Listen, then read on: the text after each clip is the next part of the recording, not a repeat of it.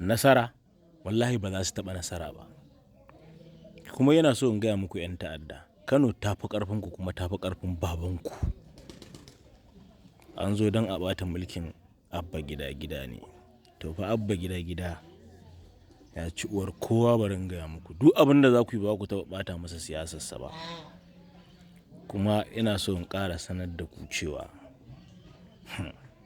muna nan mun tanadi ƙuri'unmu, muna nan mun cike cas da zarar an busa zaɓe, ba wadda za mu dangwala in ba Abba Gida ba. Domin Abba Gida ma'aikaci ne sosai. To da haka in ma turo ku aka yi ku zo ku ɓata Abba Gida siyasarsa, to wallahi tallahi mun fi ƙarfinku. Kuma muna nan mun ɗau babban mataki a Kano ta yadda duk wani ɗan iska da zai zo ya kawo mana rainin hankali ko tada tarzoma ko tada hankali, insha Allah wallahi sai mun ga bayansa.